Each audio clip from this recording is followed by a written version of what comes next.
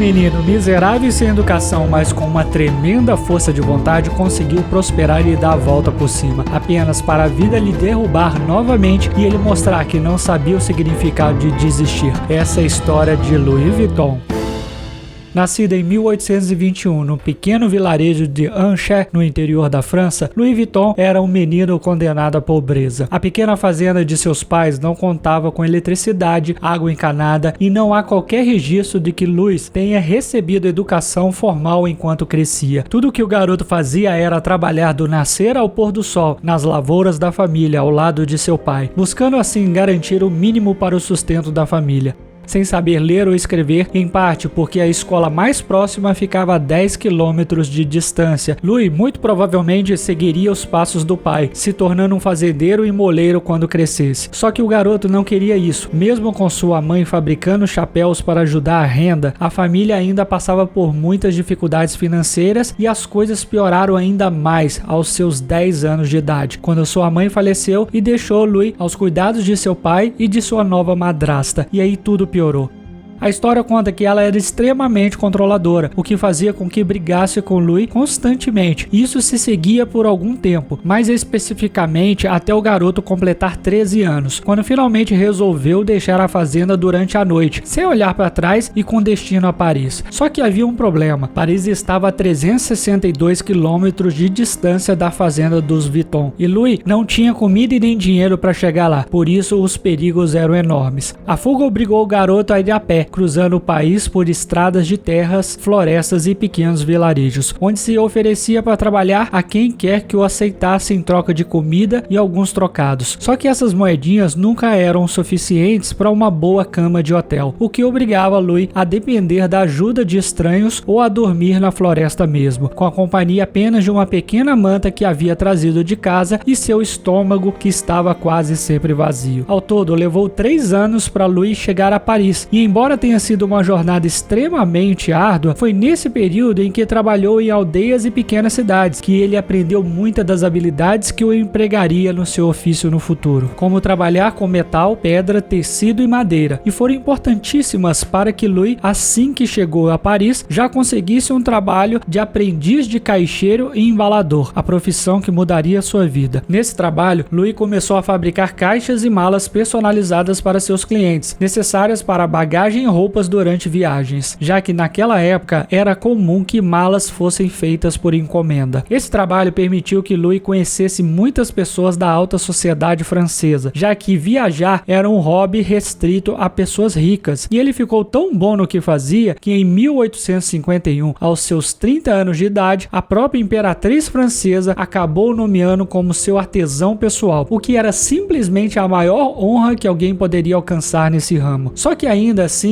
isso não era o suficiente para Louis Vuitton, que havia deixado de ser um menino pobre para se tornar o maior artesão de malas da França, mas que tinha o sonho de ter sua própria marca. Com isso, aos 33 anos, Louis juntou todas as suas economias e abriu sua própria oficina em Paris, acreditando que havia identificado o problema de todas as malas feitas até aquele momento, e que ao corrigi-lo, se tornaria o maior fabricante do mundo. Como todas as malas eram feitas de couro e tinham uma forma arredondada, era quase impossível empilhá-las em compartimentos de cargas de trens e navios, encarecendo os custos de transporte e obrigando os funcionários a carregarem uma por uma. Para tentar remediar isso e manter a proteção contra a água, Louis começou a experimentar diferentes materiais em seu novo design. Nesses testes, ele descobriu que a lona, além de ser mais leve e durável, também tinha resistência natural contra a água, o que permitia um design plano, mais fácil de armazenar e carregar, bem como o que permitiu tornar as malas mais compactas. Com o novo design inovador e prático, Louis se aproveitou dos contatos que havia feito na alta sociedade e ao longo de anos de trabalho e transformou o lançamento da primeira mala Louis Vuitton em um grande e instantâneo sucesso. Além disso, ele também inovou ao criar um catálogo que era enviado às casas de seus potenciais clientes, que assim podiam encomendar suas malas com base em desenhos e ilustrações dos produtos, tornando o processo ainda mais fácil e acessível, o que contribuiu contribuiu para Louis receber pedido de todas as partes do mundo em pouquíssimo tempo. Em menos de 2 anos, a Louis Vuitton já era um símbolo de status e elegância entre a alta sociedade, porque todo mundo queria ter uma daquelas malas personalizadas. E a expansão foi tão grande que permitiu Louis expandir seus negócios, abrindo uma oficina com mais de 20 funcionários nos arredores de Paris. Parecia que Louis havia alcançado seu grande objetivo e que teria um sucesso constante dali para frente. Contudo, a guerra franco-prussiana estava prestes a estourar, e assim como muitas outras pessoas, ela virou a vida do artesão de cabeça para baixo. Antes de continuarmos, se você está gostando dessa história e quer saber mais sobre empreendedorismo, negócios e histórias de sucesso, se inscreva no canal. Agora vamos voltar para a história. Aos 49 anos de idade, Louis teve que fugir de casa e viver um abrigo apertado com milhares de pessoas estranhas, suprimentos escassos e a incerteza de que sairia dali vivo. Era como se ele tivesse voltado àquela jornada para Paris. Quando pôde retornar para casa em 1871, ele encontrou sua fábrica destruída, com tudo que tinha de valor quebrado ou roubado. Basicamente, todo o seu esforço de décadas havia sido levado pela guerra. Só que Louis não sabia o significado de desistir, e por isso prometeu a si mesmo que reconstruiria seu negócio das cinzas, só que muito maior e melhor do que antes. Com tantos prejuízos causados pelo conflito, muitos negócios haviam fechado e os preços dos aluguéis estavam lá embaixo, o que motivou o artesão a alugar um espaço para sua nova loja em uma área muito mais nobre de Paris, pertinho da estação de trem e do Grand Hotel, fazendo com que a marca se beneficiasse também dos viajantes recém-chegados à capital e à procura de uma nova mala. Já no ano seguinte, Louis lançou um novo design feito com base em uma lona bege listrada. Mal ele sabia que esse novo item no catálogo se tornaria extremamente popular, já que as pessoas o consideravam moderno e elegante ao mesmo tempo. Nesse período, muitos artesãos parisienses tentavam copiar as façanhas de Vuitton, mas o seu trabalho era simplesmente superior a qualquer concorrente, o que fazia com que ele nunca perdesse uma venda, e assim ele continuou por mais 20 anos, até falecer em 1891, com 70 anos de idade e uma ampla fortuna acumulada ao longo da vida. Muitas empresas quebram por uma gestão ruim, quando seu fundador morre, mas esse não foi o caso da Louis Vuitton, assumida por Georges Vuitton, filho mais velho do fundador, que tinha outro objetivo ainda mais ambicioso: levar a marca para todo o mundo. Foi Georges que abriu a primeira loja da Louis Vuitton em Londres e que lançou o icônico monograma LV para combater as falsificações, que naquele momento se multiplicavam como coelhos. Só que as inovações não pararam por aí. Georges podia não ter o talento manual de seu pai, mas ele tinha ótimas ideias. No ano de 1900, foi ele que elaborou a fechadura revolucionária que tornava simplesmente impossível abrir uma mala Louis Vuitton sem conhecer a combinação da tranca, o que garantia o crescimento da marca, que neste ponto já contava com centenas de funcionários, selecionados a dedo para sempre entregarem um trabalho impecável e cuidadoso. E ainda hoje, os funcionários da Louis Vuitton treinam por um período entre 18 meses e 2 anos antes de serem confiados o processo de fazer uma mala inteira por conta própria. Só que Louis Vuitton não parou por aí. A empresa também começou a expandir para uma linha totalmente nova de produtos por causa de outra ícone da moda, a Coco Chanel. Em 1925, ela encomendou uma pequena bolsa em forma de domo. A princípio, este era um design que ela mesma havia criado e era apenas para ela. No entanto, ele acabou sendo produzido em massa e recebeu o nome de Alma. Isso foi um grande sucesso, então Louis Vuitton decidiu fazer mais bolsas pequenas de couro como a Keep All Spirit. Antes de Louis Vuitton, as bolsas eram frequentemente vistas como bastante inelegantes e volumosas, mas a empresa desempenhou um grande papel em torná-las muito mais fashion. Georges Vuitton morreu em 1936 e a empresa foi então passada para o seu filho Gaston Louis. No entanto, Gaston assumiu a empresa em um momento muito difícil, porque em apenas alguns anos a França estava mais uma vez caminhando para um conflito, o que novamente colocaria em risco a existência da empresa. Durante a Segunda Guerra Mundial, muitos contratos foram cancelados e Gaston foi forçado a fechar a fábrica da Louis Vuitton por conta de toda aquela situação. Com o avançar do conflito, Paris se viu novamente sob cerco e a única maneira de Gaston Vuitton salvar o negócio foi colaborar com a Alemanha nazista. A empresa se envergonha dessa parte da história, mas argumenta que Gaston fez o que precisava fazer para a empresa sobreviver. Outros estilistas, como Coco Chanel, também colaboraram com os nazistas para garantir que seu negócio em Paris não fosse destruído. Se não fosse pela escolha deles de trabalhar com o inimigo, suas marcas provavelmente não existiriam hoje. Quando Gaston faleceu em 1970, foi seu genro, Henry Herkimer, quem assumiu a liderança da Louis Vuitton, marcando a 4ª geração no comando. Diferente dos seus predecessores, Henry já possuía uma vasta experiência empresarial e isso foi diferencial nos anos seguintes. Sob sua administração, Henry elevou a Louis Vuitton. Ele implementou mudanças significativas, transformando a empresa de um negócio familiar em uma grande corporação, conhecida e admirada no mundo todo. Henry alterou o modelo de negócio da marca, passando de atacado para varejo, tornando seus produtos mais únicos e exclusivos. Até 1978, ele expandiu a presença da Louis Vuitton internacionalmente, chegando no mundo todo, indo até o Japão. E nos 6 anos seguintes, ajustando pela inflação atual, as vendas aumentaram de 20 milhões para 260 milhões de dólares. Em 1984, Henry tomou a decisão de abrir o capital da empresa, colocando à venda 1 milhão de ações a um preço de 63,63 dólares cada, e vendeu cada uma delas. Com esse novo capital e a entrada de recursos financeiros, Henry acelerou a abertura de novas lojas ao redor do mundo, o que fez com que em 1987 as vendas da Louis Vuitton atingissem a marca de 1 bilhão de dólares mundialmente. O progresso alcançado foi algo que o jovem Louis Vuitton jamais imaginaria quando abriu sua primeira loja em Paris, mas a marca ainda não havia chegado ao topo. Com o mundo à sua disposição, Henry decidiu que a Louis Vuitton deveria se associar à Moët Hennessy, uma prestigiada empresa de bebidas que produzia champanhe e conhaque, e juntas criaram um novo conglomerado de luxo, a LVMH. Teoricamente, a fusão permitiria a combinação de recursos para uma expansão ainda mais rápida. No entanto, Henry enfrentou conflitos com o presidente da Moët Hennessy após a união. Em busca de uma solução, Henry recorreu a Bernard Arnault, um desenvolvedor de propriedades bem-sucedidos, para ajudar a administrar o impasse e colocar a marca de volta na trilha do sucesso. Infelizmente, trazer Arnault como investidor revelou-se um erro crítico para a família fundadora. Bernard adquiriu secretamente 43% das ações da Louis Vuitton e conseguiu o apoio das famílias Moët e Hennessy para aumentar seu poder na LVMH. Sentindo-se traído por quem havia buscado apoio, Henry processou Bernard para impedir que ele mantivesse a maioria acionária. Os tribunais, no entanto, decidiram a favor de Bernard e, frustrado por ter sido traído por um amigo, Henry optou por se retirar completamente da Louis Vuitton, marcando a primeira vez em quase um século de existência que nenhum membro da família Vuitton estava ativamente envolvido com a marca. Esse período também foi marcado por uma baixa nas vendas da Louis Vuitton, que perdeu visibilidade na mídia. Parecia que a empresa poderia até mesmo falir. Contudo, Bernard soube reverter essa situação quando a empresa celebrou seu centenário com colaborações com renomados estilistas como Vivienne Westwood